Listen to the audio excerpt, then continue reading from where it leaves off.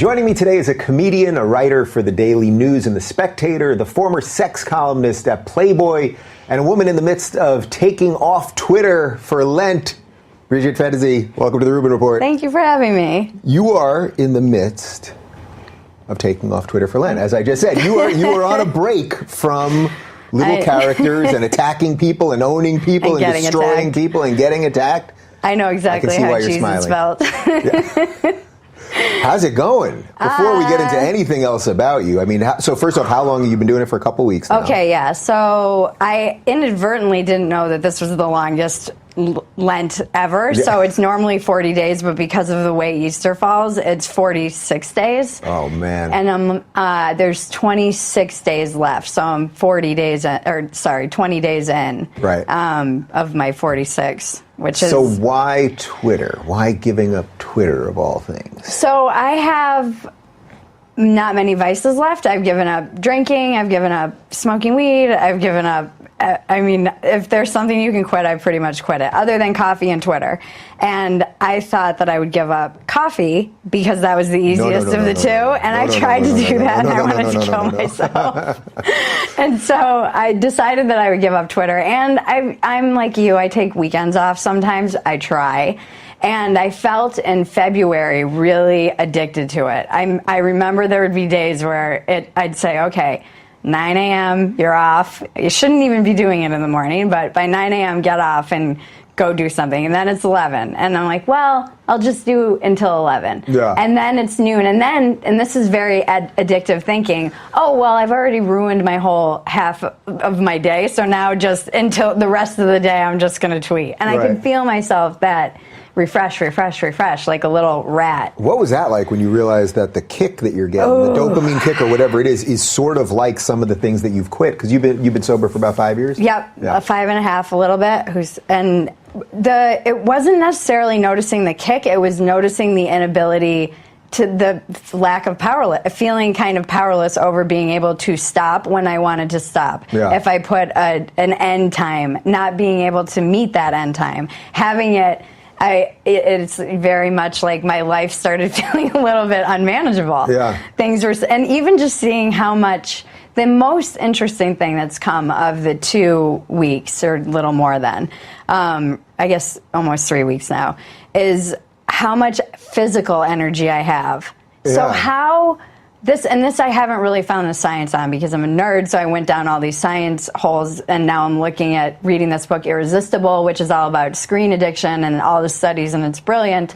But how is something so passive taking so much energy? Actual physical energy. So you physically feel better, right? Oh, physically I have so much actual energy. And is it just because the adrenals, you're getting kind of fired up when you have that adrenaline? I don't know how you feel when you're on. I generally step away if I start feeling reactive. Yeah. If I start feeling my heart racing, and even when I'm kind of addicted, I'm like, okay, Bridget. Yeah. What do you think about step away. What about the mental clarity? So that's been, the productivity is, I've been doing a daily writing prompt on my Patreon. On just that alone, I've done 15,000 words. I wrote a 12-page book proposal. I've been keeping Diary of a Twitter Junkie, just a daily how I feel and whatnot. And that's another probably 20,000 words. I've pretty much written a book. Yeah, good. I mean, that's why you're doing it, right? That's about the same amount that I probably would have written on Twitter. Yeah, right, exactly.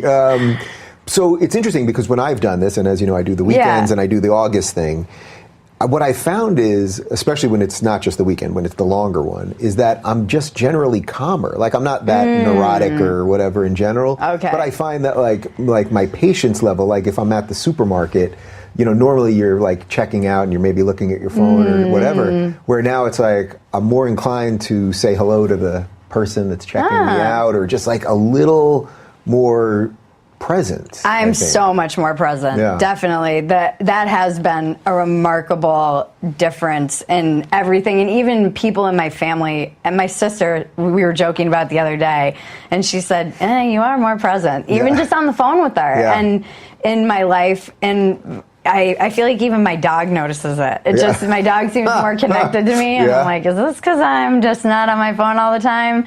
And but I'm a maniac. I have an addictive personality, and I'm just a maniac in general. And so the first week, I would say I went through real withdrawal. Are you trying to do your taxes all by yourself? You know, licensed professionals are much better suited to help you navigate through all the new tax codes. TaxFile connects you to CPAs and IRS enrolled agents who can help. Just visit taxfile.com/Rubin, create an account, and TaxFile will provide a quote and match you to thousands of professionals ready to work with you instantly. This week, my listeners can get $50 off by using code Rubin during checkout. Simply go to taxfile.com/Rubin, taxfile.com, and enter code Rubin at checkout. That's $50 off on-demand professional services to file your taxes for you. Plus, TaxFile has apps for iOS and Android so you can securely chat with your tax pro on the go. That's taxfile.com. Promo code Rubin for $50 off your tax job. Also, you can feel safe knowing that all your information is secure as TaxFile adheres to advanced encryption standards. Pros on TaxFile have an average of 14 years experience. Access them 24/7 from your smartphone or computer. TaxFile will quickly solve your tax needs this season and provide you with expert year-round instant support. And now back to the show. And it was interesting because I went to Mass on Ash Wednesday because I figured if I was going to do it, I might as well partake in my ritual. I'm not some great Catholic, but I went and I was feeling kind of ashamed that I was quitting something so stupid as Twitter.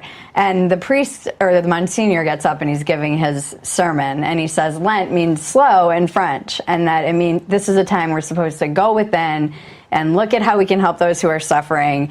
And he said we need to slow down, and then he reaches under his cassock and he pulls out his cell phone and holds it up in front of the whole parish and says, and put these down. Yeah. And I looked around and I was like, we have a problem, society. When a priest is up on the and he's holding up his cell phone in front of the parish telling you to put it down, it's like destroying your relationships here.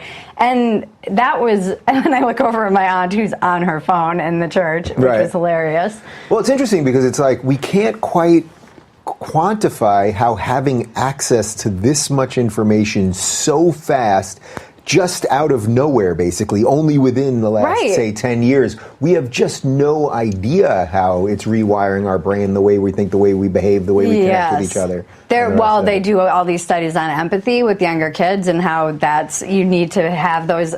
One of the things about the world we live in, even just cancel culture, etc., I feel like there's this diminishment of being awkward. Nobody is allowed to have these awkward interactions, which is how you might say something wrong, and then somebody will have a look on their face, and I stepped over a line. Yeah. But because everybody's living in so much fear of saying the wrong thing, or there isn't this like awkward, or they're just on their phones where they can have text message interactions and not hear tone and body language. So there's this loss of making mistakes and being awkward, and and you see it all across the board right now. Yeah. So it has been interesting. Just if you sit in a restaurant and you and I went to eat, and you went to the restroom, and I just sat there and did not look at my phone, I would look like a psychopath. Yeah. Oh my God, she's just sitting there looking at the wall?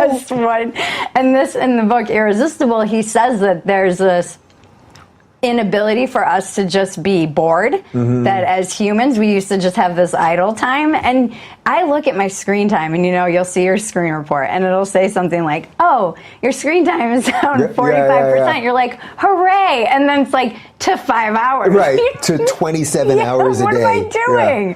Yeah. What am I doing for 5? And the number of times you pick it up, we're rats. We're lab rats. Is the catch-22, though, that the internet and all this connectivity has also given us, I mean, I can talk about just the two of us. We live in the digital space, and we've created things that people appreciate and all those things. It's also given us everything that we want in a certain way. Like, I'm so appreciative of my life, and it's through that connectivity. I know. But that doesn't mean it's not a dangerous sword to wield, I suppose. And I would feel so isolated ideologically. In 2016, approaching 2016, being in LA, I started feeling like I was going crazy. Truly. Yeah. And it was you and finding people like you online, and that's how I kind of came out of the space of, I would say I was just living on Twitter. I was really just around comedians and writers, and then slowly kind of drifted into political Twitter, which was always there. Yeah, and now you're full on alt-right. And now I'm on your show and I'm a Nazi. Yeah. So I'm happy to be inducted into this club. Yeah. All right. So let's go there for a second. So one of the things the reason that I've wanted to have you on for quite some time is I've sort of been watching through Twitter your what I would say political awakening is, because you strike me as just a sort of old school lefty liberal, whatever, but you are seriously waking up to, or have woken up to, just the postmodern thinking and leftist nonsense and all of this stuff about free speech. And we'll talk about Me Too in the piece you wrote, and a series of other things. Like, it seems like every day I can see you getting like a little more and a little more like, here we are, people, is anyone sane? But this is the problem. So I have to check myself. And these are the questions like that I would have for you, for instance, as somebody with what I thought were liberal values. Yeah.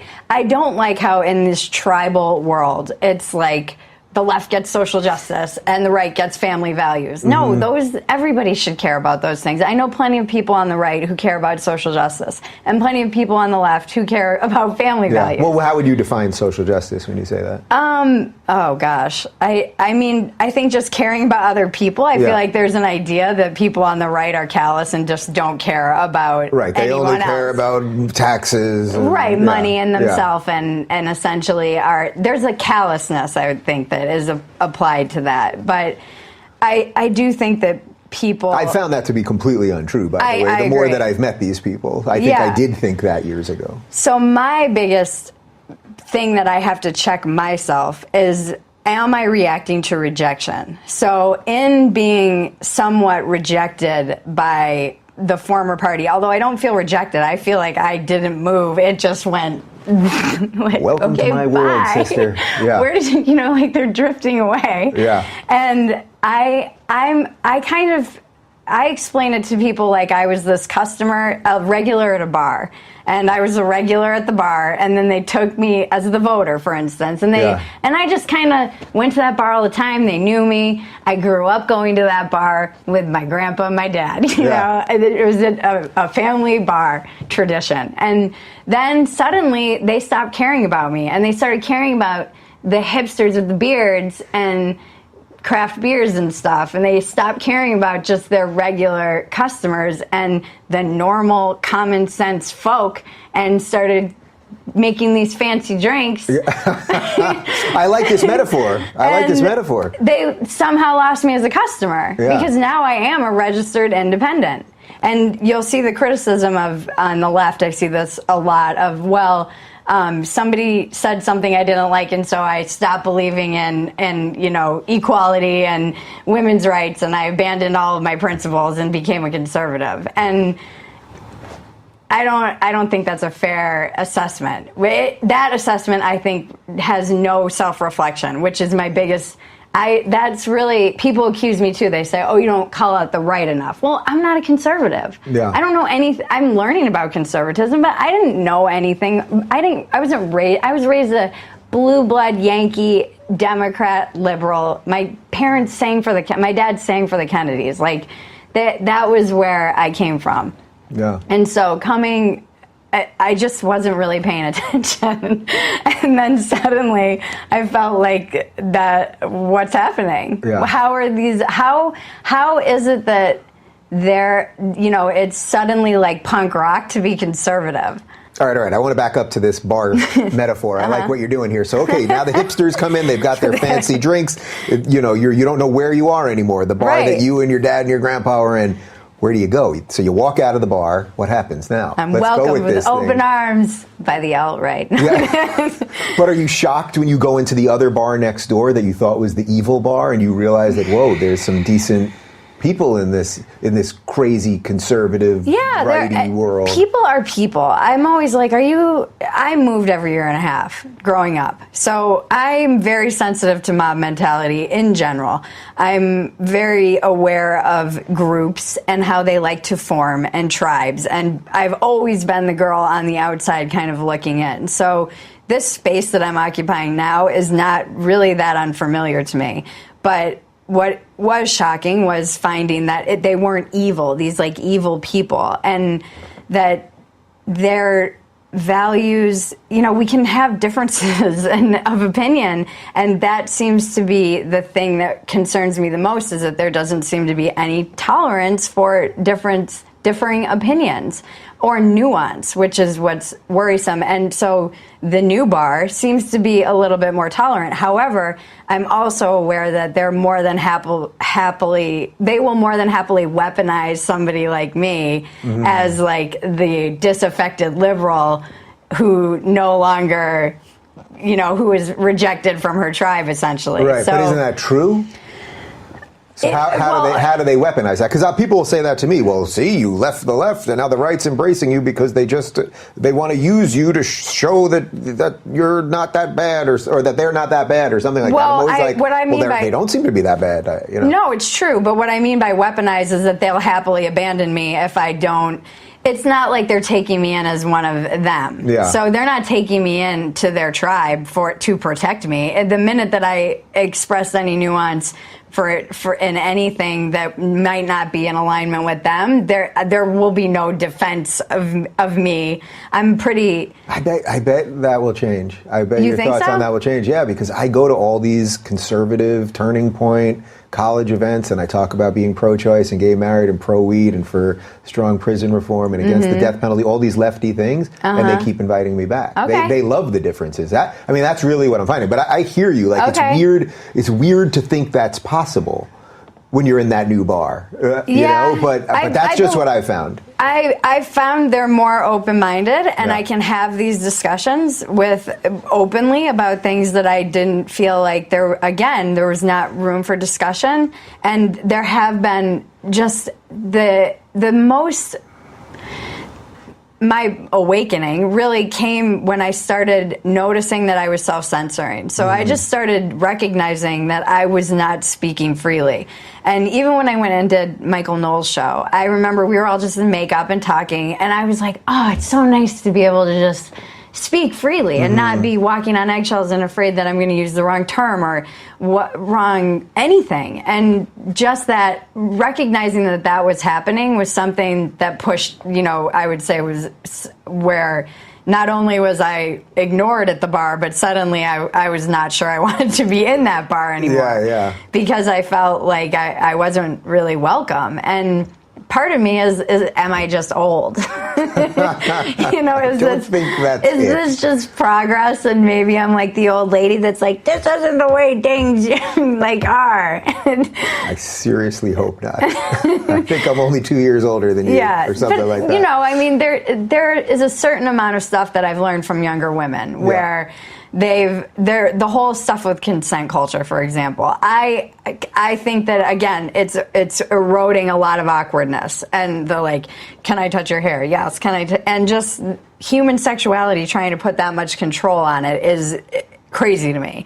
However, the younger women are like, just because you old bags put up with somebody smacking your ass while you're waitressing doesn't mean that we have to, and that's okay, fair enough. But that's different than consent culture, right? Yeah. I think most decent people, I think probably most of those scary conservatives in that bar, they're probably not slapping the waitress's ass in that bar. Actually, you know what? They're secretly doing it in the first bar you were in, but at the same time they're pretending that they're all about women and all that. I think it's all across the board, though. Yeah. I've experienced that. Yeah. That's just, I would say, it's, I think my point was really that I just probably turn my head to a certain amount of sexual harassment, like that the younger generation just doesn't accept, which is not a bad thing. So you've written about this a little bit, how do you draw the lines on all of that? What you're describing is just sort of basic human emotion with each other, and that we need a certain amount of freedom and ability to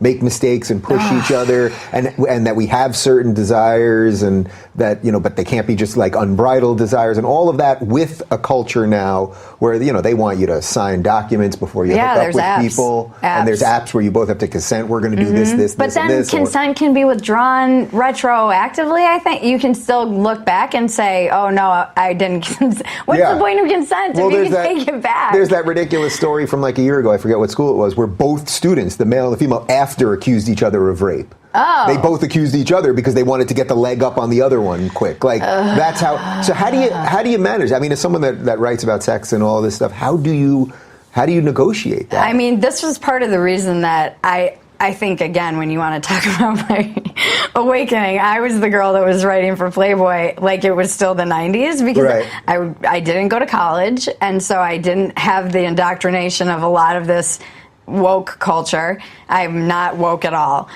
Lots of things scare us, but the worst fear is probably a home invasion. I don't want anyone in my house who's not invited. You can stop fear right at your front door with Simply Safe, an exceptional home security company that knows it feels good to fear less. Simply Safe is award-winning 24/7 protection that protects your home through it all: blizzards, blackouts, and burglars. Simply Safe has won awards from all the tech experts who count. The Verge calls it the best home security, and it's won Reader's Choice from PC Magazine. Simply Safe is a 2-time winner of CNET Editor's Choice and Wirecutter Top Pick. Simply Safe has no contract, no hidden fees, and no gotchas. And they will always keep prices fair and honest. Thanks to Simply Safe, fear has no place in a place like home.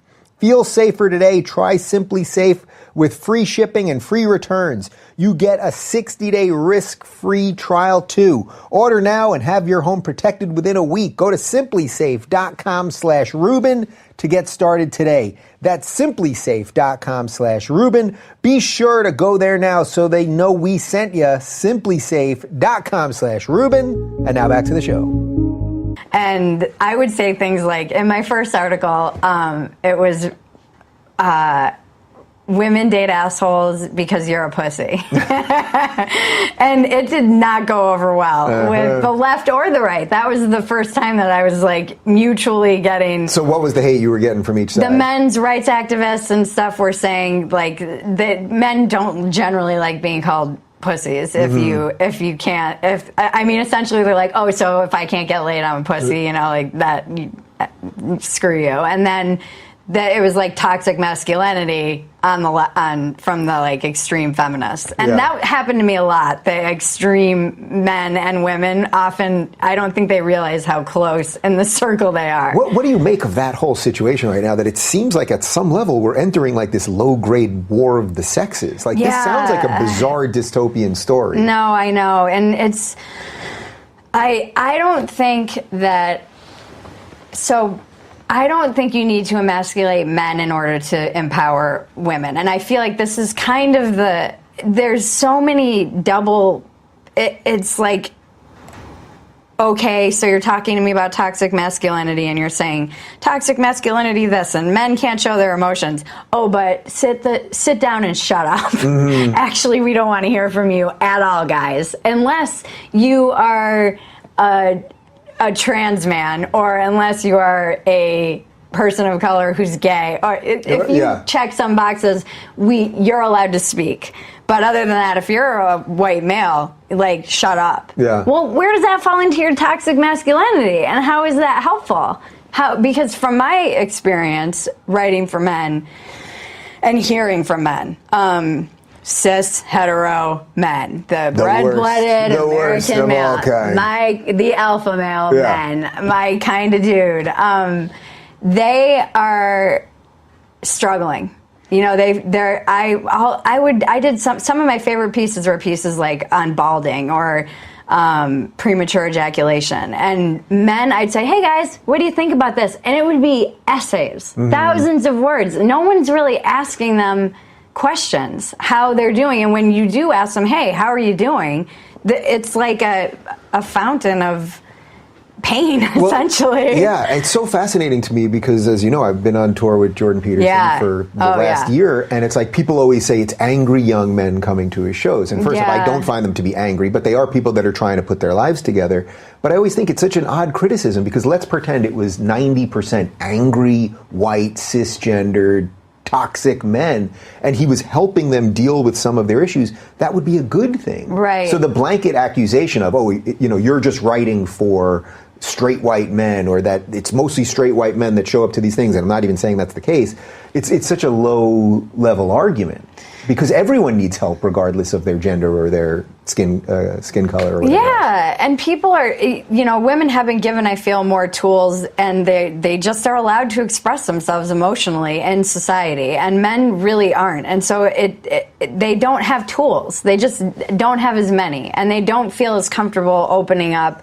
I don't feel like men particularly feel comfortable opening up even to other men, although they might be getting better at that. But it does seem like they'll open up to me because they feel comfortable. I just don't really judge anyone for whatever they come to me with. And I'm certainly not judging someone by the color of their skin or by whatever their politics might be, because I feel like first we have to meet as humans, and I feel like we're all just on this same kind of sinking ship together. And, it's like fighting over the last seat on the Titanic. Like, how is this helpful? I don't see the discourse right now being helpful, and I don't see how you basically taking an entire group of people and saying sit down and shut up is helpful. How is oppressing a whole other group of people? How is it doing the same thing that was done to you? How does that help? How? I was having a lunch meeting with somebody just about some business stuff, but he didn't actually know that much about my politics other than what I do. And we had this really good meeting, and then at the end, something about politics directly came up, and he started saying this thing about how it should be all women. We should just get rid of all men in politics, and it should be all women, and blah, blah, blah. And we have to topple the patriarchy and everything else. And I thought, you're talking about, he was a white man. I mean, so you're talking about taking yourself down. And he was also, struck me as very successful, probably a millionaire. Like, you're like, want to take all that down, but also, what are you actually saying? So it's not inherent that if you just had all women doing things, that things would be better. But that seems to be the weird place that we're in. I don't think things would be better if we only had men doing it either. No, and again, to go back to your point about the war of the sexes, we are, which is also a weird thing too, just because of all of the gender stuff too. It's like this weird war of the sexes that's occurring under the idea that gender is a social construct. I'm like, right, it doesn't it's like, even make sense. I feel like I'm losing my mind. And I think a lot of people do. Just normal people. I did a piece, or I'm working on a piece, and I asked people to email me like, how are you self-censoring? What's happening? I saw when you did this on Twitter, yeah, and immediately everyone was like, don't write this piece. And okay, right, so you started getting attacked by blue check verified journalists saying don't write this piece. Journalists telling other journalists not to write a piece. It's crazy, but it's like comedians policing other comedians for jokes. This is another thing that I'm like, are you kidding me, guys? Yeah. When did you become like? I remember when everybody on the right was getting mad about rap music. Like, how are you the new, like, yeah, you literally have police? lefty comics calling for books not to be published. It's nuts. So and a lot of these mommies are getting shamed out of mommy groups because they're not playing by the gender thing, or they don't understand it, or people are just trying to catch up. It changed in like 1 year. Yeah. And so one woman was writing me that she went to get a birthday present, and she walked into the store. She lives in a liberal, I think she's on the East Coast in New York somewhere. And she said, can you wrap this for a girl? And the woman... Oh, my God. She said, you would have thought I asked for... And the woman was like, we don't do that here. Ugh. Excuse me. We have brown, we have white, we have gray. Yeah. We don't rap for a gender. And she was rude to her about it. And the lady said, white? she didn't know, and this is turning, and I think this is why I scream to the left the most, is that they don't understand that they're pushing people away. How much of it do you think is just that they have this thing where it's like, if you don't accept what they accept as true the second they accept it, you're the bad guy. So if you don't come around to exactly how they are on trans issues right now, you know what I mean? Even if you're respectful of trans people and you're really trying to understand these issues and understand gender and sexuality and all of these things, but if you don't do it the second they do it, if you don't come around to gay marriage the second they do it, you know, let's not forget, Barack Obama was not for gay marriage the first time he ran. History will not be too kind to him by these people's estimation. Most people don't even know. And they kind of stumble into these inadvertent. My friend, for example, who did my makeup, she said, my kids are coming home with fully formed opinions about Trump. They're 8 and 11 that she's not giving them. She said, so where are they getting these opinions?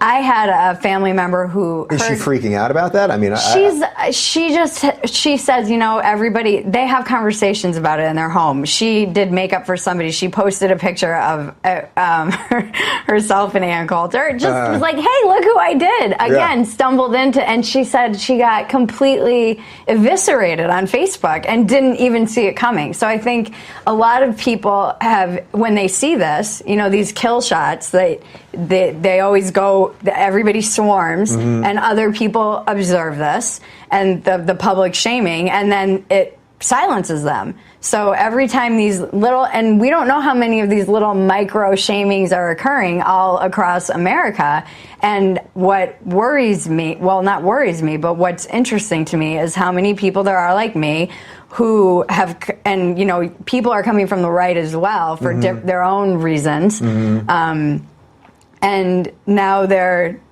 you know, independents. They're basically like, well,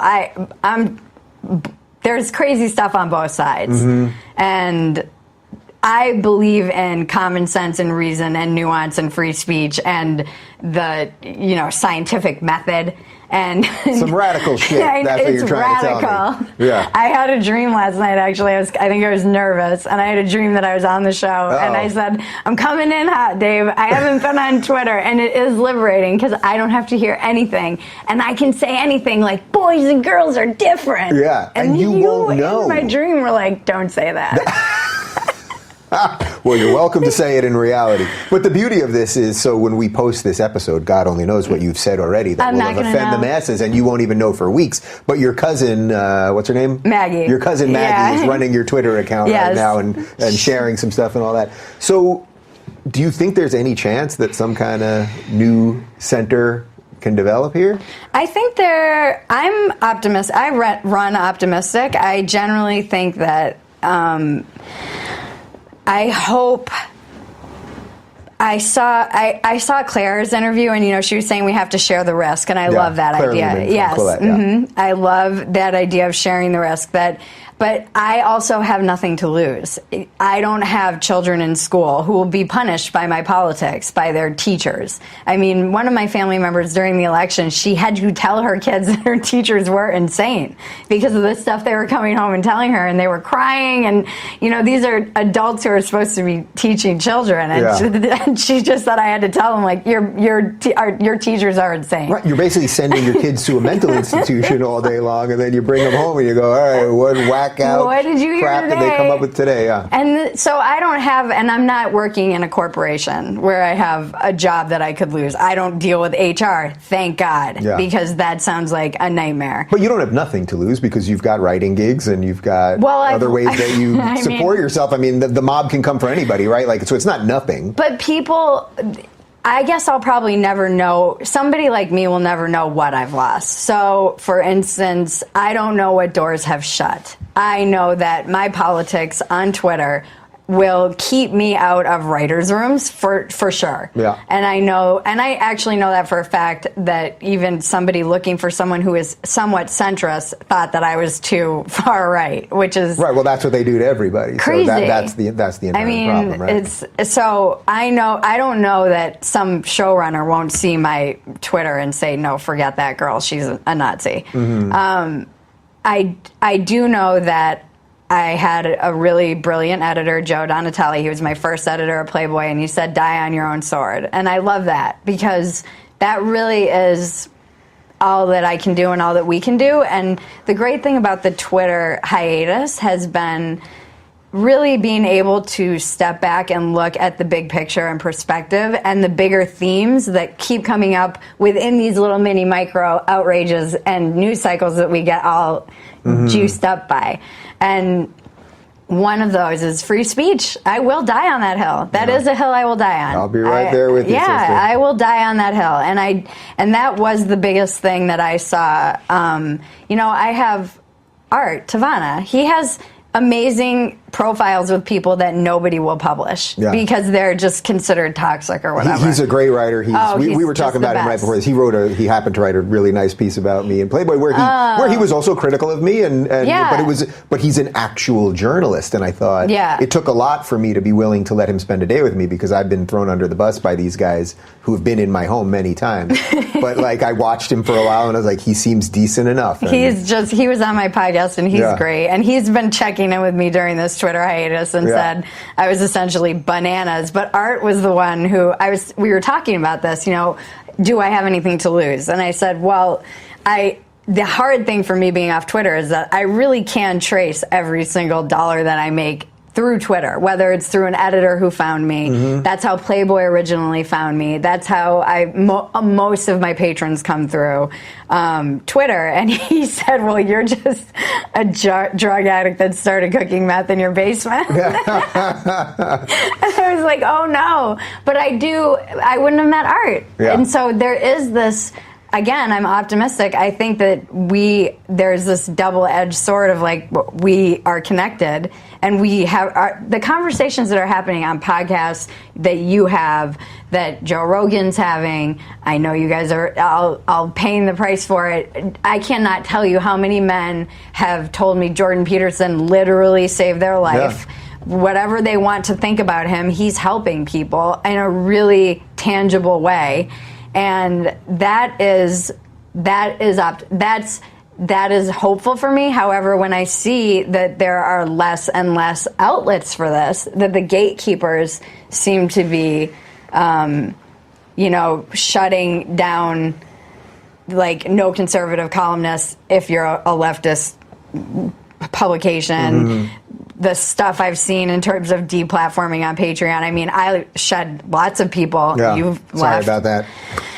It's okay. I know, we heard all our friends. I've had a lot of because some of my friends are still on there, and Brett's still on there, and Colin Moriarty's on there, and you're on there. It was a big hit. And it's in that regard, I kind of feel bad because Jordan, Sam, and I leaving did cause this thing for there. Little guys like me. But I can promise you, my friend, there's some things coming. I mean, there's at least 2 things coming. I hope and so. They're going to be big and hopefully solve some of these problems. Yeah, that's what worries me, is that I do believe that being able to have hard conversations, talk about things, hear those things that you don't want to hear, but be able to listen to them, know who's saying those things. I want to know. I don't want them to have to go underground and start groups and, whatever they need to do. Yeah. Go have your crazy YouTube channel. But then again, I question what recently happened in New Zealand. These things that would generally be contained to small little groups in basement somewhere now do have a platform to kind of spread these ideas quickly. Well, it was so interesting because in the manifesto, he's basically saying he wants to start this war. Right. And then what does everyone do on both sides? They just start handing it to him and people blaming this person, and blaming this person, and blaming this person, and everyone calling each other Nazis. And it's you guys literally, you're outsourcing your brains to people that are truly, truly dangerous. Yeah. You're saying to anyone that's out there, do something crazy, write something crazy, and we're all going to pay attention to it. Right. It's like the worst. That's a good point. It really is the worst possible thing you can do. And it's there's a lot of what I worried about. I wrote this piece for Playboy, actually. They let me write it. And it was Donald Trump is already making America great again. And I put it out on inauguration. It was probably a little too soon for people to hear the message. But essentially it was looking at the silver lining. And I said in it, I worry about the self-fulfilling prophecy that there's a great quote in that show, Deadwood, and the doctor says, I've seen more harm done with a man trying to justify themselves than a man seeking to do harm. And this is what worries me and what I see, where it's like you would rather have him be in collusion with Russia, you would rather have him like be a Nazi or whatever so that you can be right. Like, that's dangerous. Because in effect, you're saying you'd rather us be in World War III, right? Because the truth is, if he had colluded... So that you can be right. Yeah. Like, guys, some of these things are good that they're not true. But and, I'm very much about doing work on yourself and keeping yourself in check. And that is something I constantly have to keep, even with like the Jussie Smollett thing. It's always all along. I was like, something ain't right about this. But the media goes all in on it. The candidates, the Democratic candidates, all said what evidence of our evil, racist country this is. I'm sure some of them haven't even deleted the tweets. But then today's news is basically everything dropped. Yeah. But as you... So we're holding this for a couple of days. So it was a few days ago that, the charges against him were all dropped. Right. And it's like, what? How are these charges dropped? There's the video of the guys picking up the noose. But I had to check myself during that process to make sure that I wasn't just excited, that I wasn't so excited to be right, that I wasn't overlooking the fact that maybe this thing did actually happen. I still don't think it did. Yeah. But through that whole process, I think this is where I think each individual, it falls on us to do our due diligence on not just the news and our sources of news, but on ourselves and how much are we hoping for something so that we can be right. That's something I think we all have to, especially I would say to my friends on the left, really look at that. It's good that even when it came out that he maybe faked a crime against himself, like it's good that these guys aren't walking around Chicago beating people. That's a good thing. But in a weird way, they need Trump to be a Russian Russian operative. They need for their narrative. They need the Jussie Smollett thing to be real to prove that America's racist, and these things consistently prove not to be real. But let's shift a little bit too, because you write all sorts of things, I'm all over the and place. You usually dive into the topics that are the most controversial ones, that'll get you off Twitter pretty quick. You just wrote this piece about you don't have to go to college, basically. Stop wasting your money on college. Stop wasting your money on college. I don't think that was very popular. You did that in The Spectator pretty recently. And the idea was that there are ways to get jobs in the future, trade schools and all sorts of other things. That maybe you don't need this brainwashing experience for 4 years and the rest of it. I was speaking with Carol Roth, and she's brilliant and very into finance, and we were talking about this, and she said just the idea that it's like the return on investment for 6 figures for a 5-figure return on investment just doesn't make sense. And I can only speak from personal experience, and for some people, college is what you need to do if you're going to specialize. My argument is that the automatic just go to college mentality and then getting out with this enormous amount of debt so that you can figure out what you want to do, that's an expensive way to figure out what you want to do. And I realized this pretty quickly into my first year of college. After my first semester, I saw my loans and the debt that I was already in after one semester, and I always wanted to be a writer. And I was like, well, I know how to write. So I don't need to spend 4 years doing this and then get out and have debt and then have to take jobs that I hate taking and be miserable so that I can pay off my debt. Or when I was working up on a goat farm in Northern California, there was a girl who had... Wait, why were the quotes around goat? Goat farm. Green goats? Green goats. Gotcha, okay. It was like this long-term joke. I told my family I was working on a goat farm, and they, Like a Humboldt County goat farm? Is that what you're telling me? Gotcha.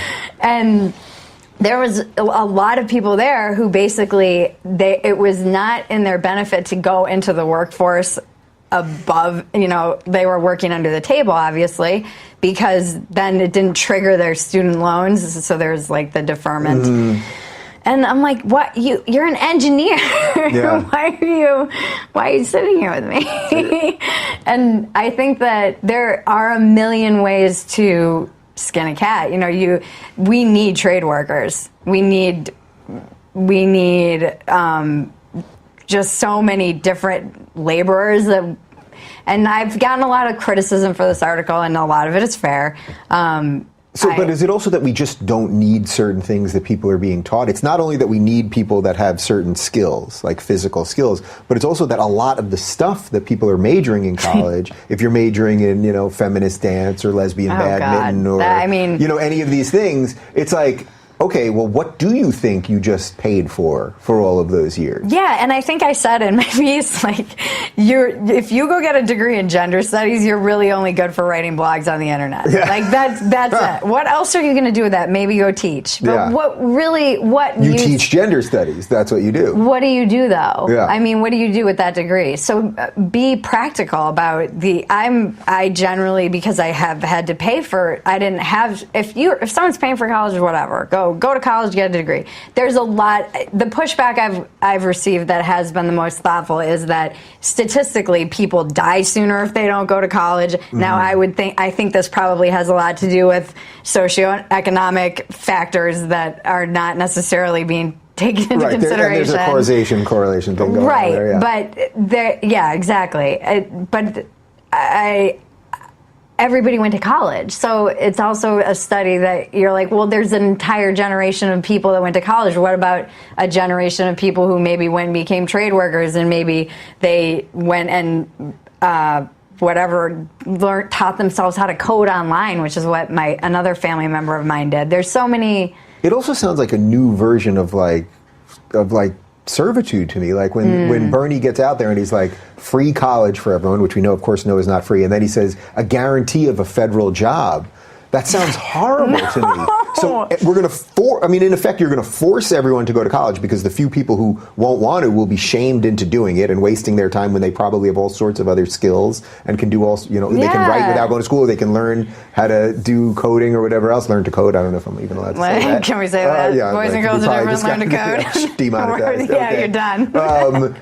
But and then the guarantee is that you'll get a federal job. That sounds horrible. So you can be a pencil pusher for the government with no real chance of ever growing, but you'll never be fired, so you just stay there forever and just suck money off other people. That sounds terrible to me. I'm not a genius by any means, but I know I don't. It says you're a genius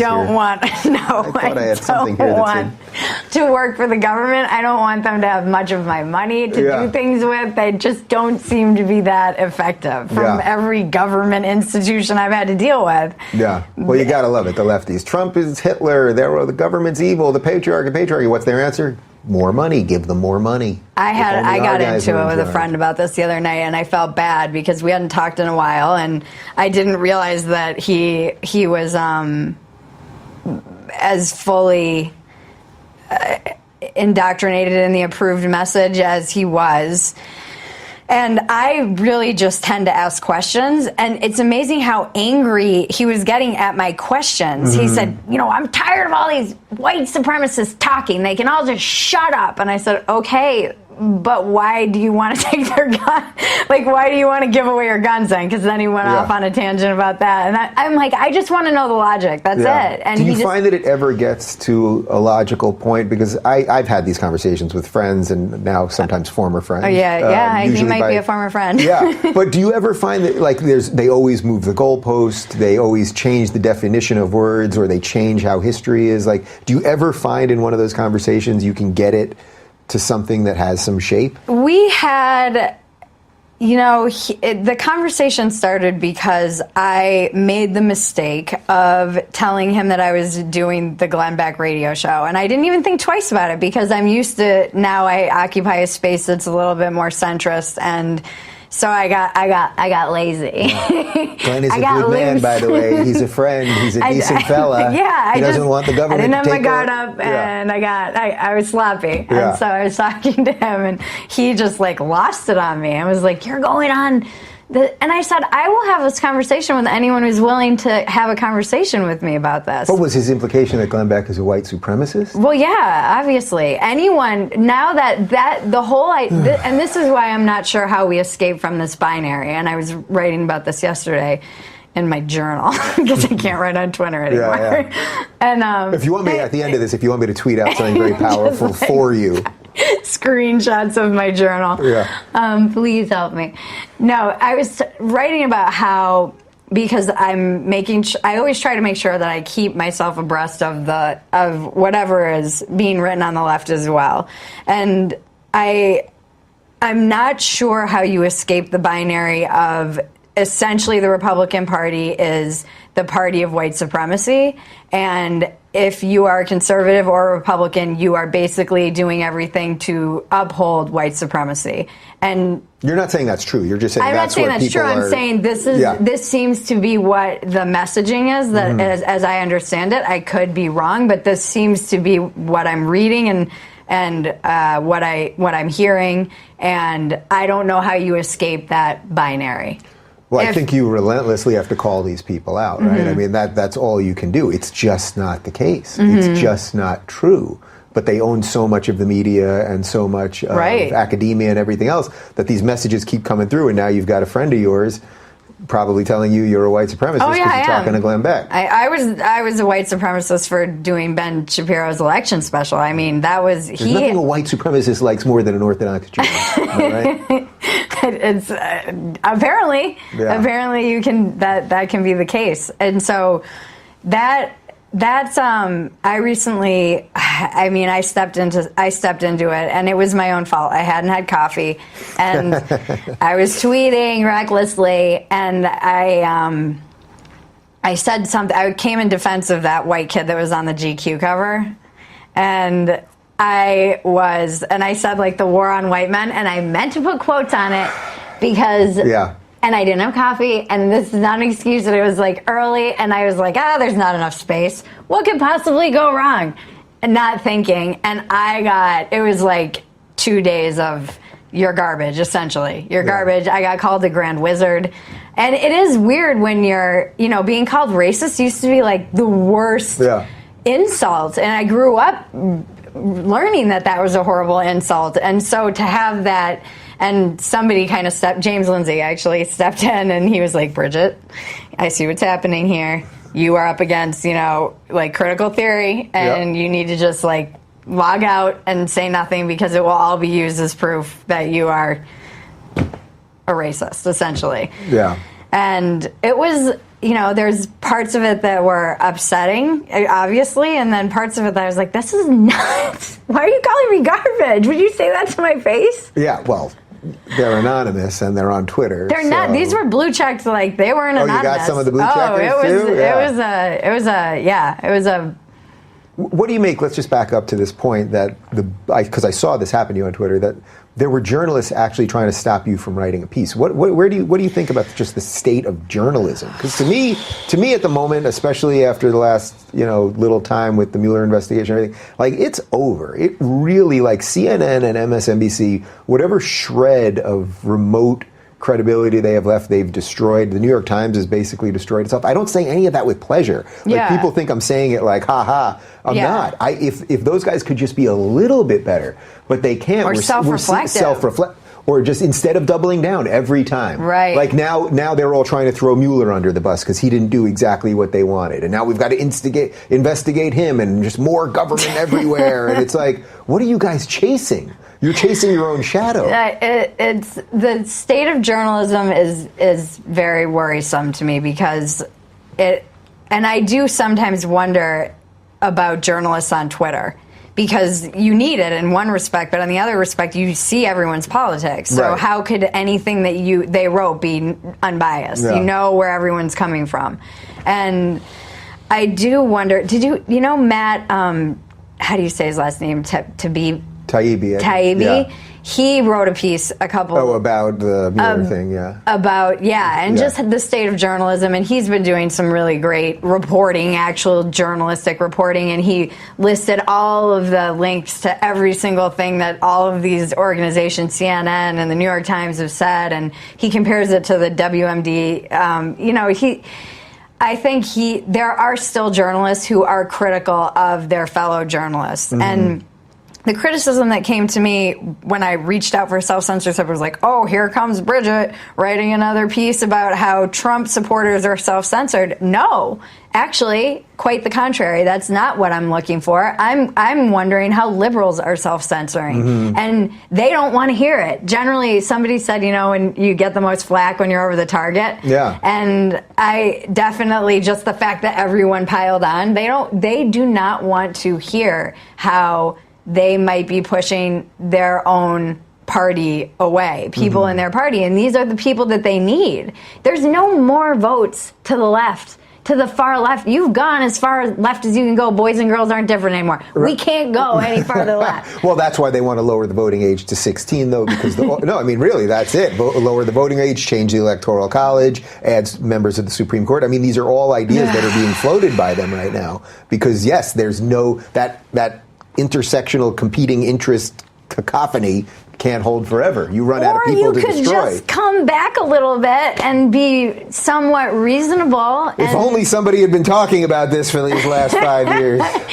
Yeah, but do you feel? Has sailed, my friend. Do you feel like people are from the left are kind of waking up as well, or do you feel like is the cognitive dissonance just like, I need to just double down? Yeah, the core of the left, where the energy of the left is. So like Cortez and Omar and that whole new crew and the Democratic Socialists, who are only holding on to the word Democratic for another year or two, and then they'll just be socialists. I think they've got all the energy. They feel like they have the young people. They certainly have the woke media. And what's happening is, and this is why I'm actually hopeful, because you said you're an optimist. I always say I'm a world-weary optimist. It's like, I believe that, they can keep doing that, and it will implode on itself. You're going to have to take down Bernie one day. He's an old white man. You'll destroy each other. But what I think mostly will happen is the decent liberals like yourself will just more and more realize that there is something happening center-right now that is not racist, that is based on freedom and liberty and individual rights, and is respectful of differences. And there's some pro-choice people there, and some pro-life people, and some gay people, and straight people. And I think that's where if America will continue as a great nation and a free nation, that's the future of it. The other thing, they're not going to stop. They can't stop. They've had so many chances to stop. Trump's president. Yeah. That seems like it would have been a reason to reflect. No, this is the crazy thing, is the conversation with my friend who might not be my friend anymore. He said, well, he's not going to win. I'm like, I hear this all the time from people. How can you say that? He won. You're saying to me the exact same thing that you said in 2016. That you said was impossible. You're saying it's impossible again. Like, how are you saying this? Cognitive dissonance. I don't understand that. That's where I'm like, okay, bye. I listen, but there are certain things where I'm like, I don't understand how you can think that's a logical thought to have. There's no chance it's impossible. Yeah. The thing that just happened. The thing that just happened that you said was impossible. And he said, well, you have to understand, Bridget, that when you say that to people, you are basically shitting on all of their hope.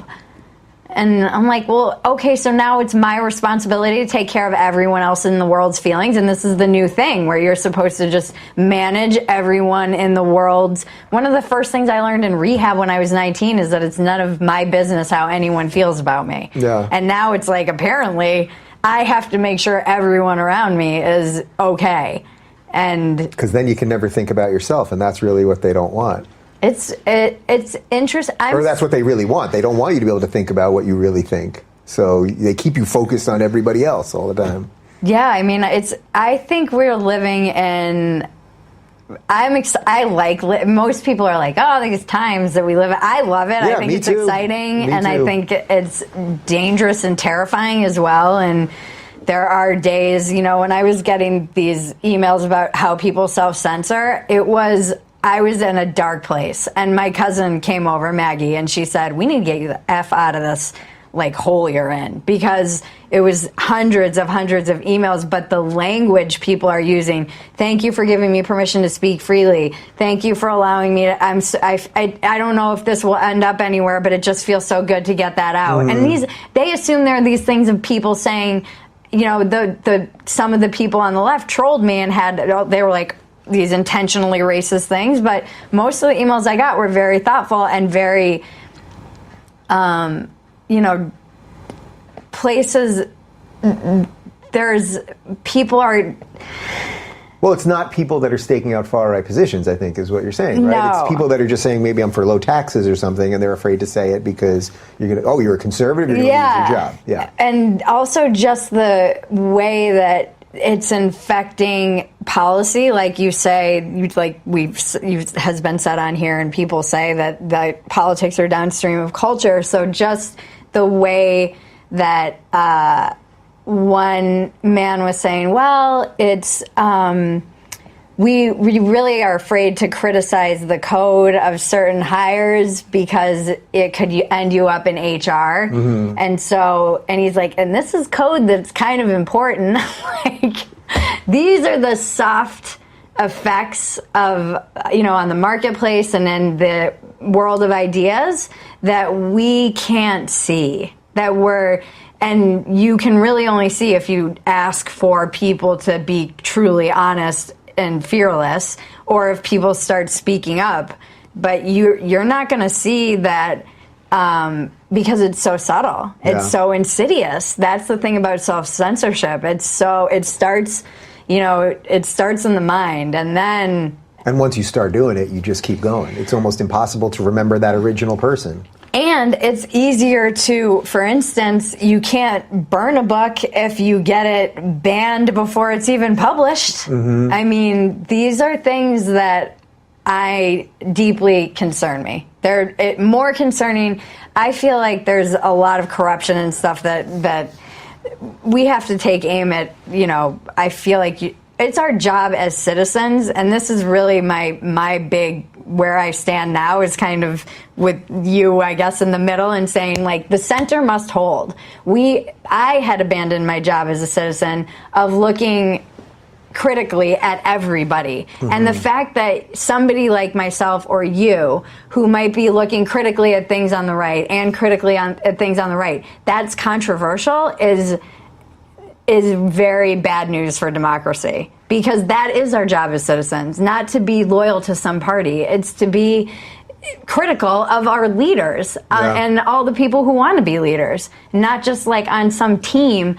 This isn't like the Red Sox and the Yankees. You mean you shouldn't automatically vote for whoever Katy Perry likes? I mean, Taylor Swift's silence is deafening. It really is deafening. We are going to do this many times more. Okay. I have no doubt. I'm glad we finally did this. Yeah, because we need people like you out there doing this stuff. We need straight, white, heterosexual, cisgendered chicks. If that's basically what you are. I just think people need to know they're not alone. Yeah. I think a lot of people, what I've realized from the self-censorship, people think they're alone. They're not alone. If you're a reasonable person out there and you're feeling like you're going crazy, you're not alone. And reach out to you. Email me, whatever, if you're in the dark place. Yeah, you can get out, and there are more people there. And find others who you can speak freely with and have conversations with, because I think that is important. Yeah, well, that's why I'm doing stand-up again, and we got to go, we'll do a gig together. Yeah. Let's do something together, because that's the point of it, is really I'm just messing around with the crowd. We get in that room, and we just kind of have some fun. That would be so fun. And it's I want people to look around the room and be like, yeah, guess what? That guy likes Trump, you like Bernie, it's okay. We're not killing each other, No. All right, so we're gonna do that. Yeah, that'd be great. Yeah. All right. Well, you guys can follow Bridget on Twitter. It's at Bridget Fedezi, although you will be talking to cousin Maggie, but she's a lovely woman. She's amazing. Amazing. We love you, Maggie.